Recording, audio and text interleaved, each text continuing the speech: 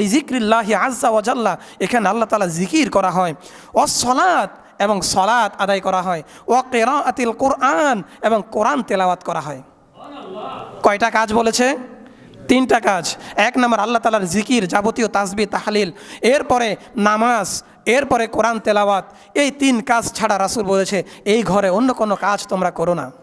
ইবনে মাজাহ শরীফের 750 নম্বর হাদিসে হযরত ওয়াসিলা ইবনে আসকা রাদিয়াল্লাহু তাআলা আনহু থেকে বর্ণিত, রাসূল বলেছেন, জান্নিবু মাসাজিদাকুম, তোমরা তোমাদের মসজিদগুলোকে হেফাজত করো।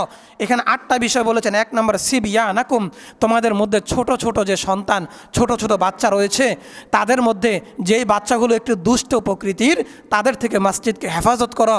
তারা বুঝে না, তাদেরকে বুঝিয়ে শুনিয়ে মসজিদে আনবে।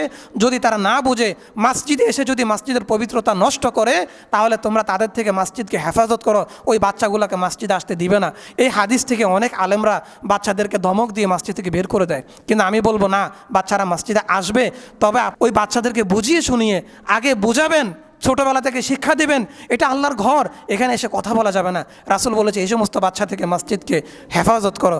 2 নম্বর অমাজানি নাকুম, পাগল, তোমাদের মাঝে যে পাগল লোকেরা আছে, তারা মসজিদের পবিত্রতা নষ্ট করতে পারে। তারা ওই লোকের মতো এসে মসজিদে হয়তো প্রস্রাবও করে দিতে পারে, সে তো পাগল, এজন্য তার থেকে মসজিদকে হেফাজত করো। 3 নম্বর অশিরাকুম, তোমাদের মাঝে যারা দুষ্কৃতিকারী আছে, দুষ্কৃতিকারী লোকদের থেকে মসজিদকে হেফাজত করো। অবাইয়াকুম, ক্রয় বিক্রয় থেকে মসজিদকে হেফাজত করো। আপনার জায়গা জমিদার মাপ জুব হচ্ছে, হিসাব হচ্ছে, জায়গা বিক্রি করবেন, সেই কথা এসে মসজিদে একজন একজনের সাথে বলছেন, এটা আমাদের সাবধান হওয়া দরকার। ক্রয় বিক্রয়ের যেই কোনো কথা মসজিদ থেকে পরিহার করতে হবে। এরপর রাসূল বলেছেন অখুসুমাতিকুম, ঝগড়া বিভেদ থেকে মসজিদকে তোমরা পবিত্র রাখো। কোনো ঝগড়া বিভেদ মসজিদে করা যাবে না। অথচ আমরা উপরে মাঝে মাঝে দেখি আমাদেরই কিছু সন্তান কি নিয়ে যেন মনে হচ্ছে সারাক্ষণ ঝগড়া করছে।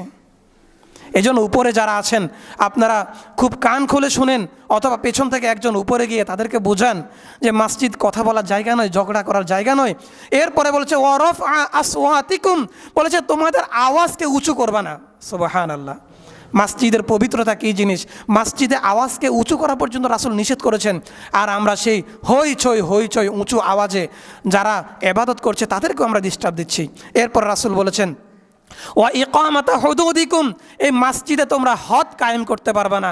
তোমরা কোনো বিচার, কোনো ফায়সালার যদি শাস্তি দিতে হয়, বাইরে গিয়ে শাস্তি দিবে। দেখেন কি কথা। এরপরে ওয়াসাল্লা সুয়ুফাকুম, তোমাদের তরবারি, তোমাদের অস্ত্র শস্ত্রের জনজরানি থেকে মসজিদকে হেফাজত করো। ওয়াত্তাখিজু আলা আবওয়াবিহাল মাতাহির, এই মসজিদগুলোর দরজার পাশে তোমরা পবিত্রতার ব্যবস্থা রাখো। আমরা তো আলহামদুলিল্লাহ মসজিদের পাশে পবিত্রতার জন্য আমরা ওয়াশরুম রেখেছি, এখানে পুকুর আছে, এখানে ট্যাপ আছে। এগুলা কেন বলেছে? কোরআনে পাকের সূরা আরাফের 31 নম্বর আয়াতে রব্বুল আলামিন বলেছে ইয়া বানি আদামা খুযু যিনাতাকুম ইনদা কুল্লি মসজিদ, প্রত্যেক নামাজের সময় তোমরা তোমাদের পোশাক পরিচ্ছদকে পরিচ্ছন্ন রেখে পবিত্র রেখে মসজিদে আসো। মসজিদকে পবিত্র রাখার জন্য বলেছেন, মসজিদকে পরিচ্ছন্ন রাখার জন্য বলেছেন।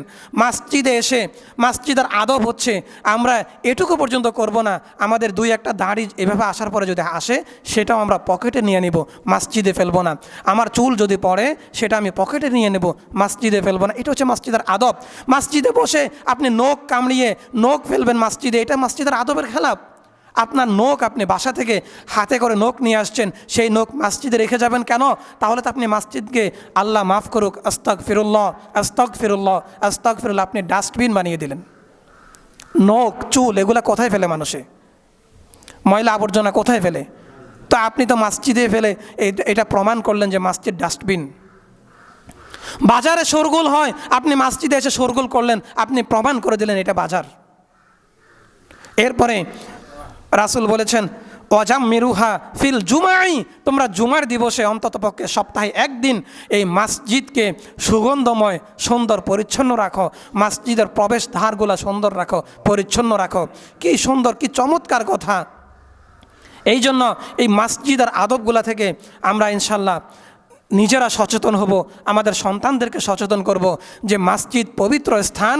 মসজিদে ঢোকার সময় মসজিদের সুন্নত কয়টি? 5টি। কী করতে হবে বলেন? বিসমিল্লাহ পড়তে হবে, দুরূদ শরীফ পড়তে হবে, দোয়া পড়তে হবে। বিসমিল্লাহি ওয়াসসালাতু ওয়াসসালামু আলা রাসূলিহি আল্লাহুম্মা আফতাহ আলী আবওয়াবা রহমাতিক, ডান পা দিয়ে প্রবেশ করতে হবে, এতেকাফের নিয়তে ঢুকতে হবে। যদি এতেকাফের নিয়তে ঢুকেন, মসজিদ থেকে বের হওয়া পর্যন্ত পুরা সময়টা আপনার এই সময়টা নূরে নূরান্বিত হয়ে যাবে। বলেন সুবহানাল্লাহ। সম্মানিত উপস্থিতি, আজকের আমাদের আলোচনার মূল থিম ছিল সূরাতুন নূর থেকে।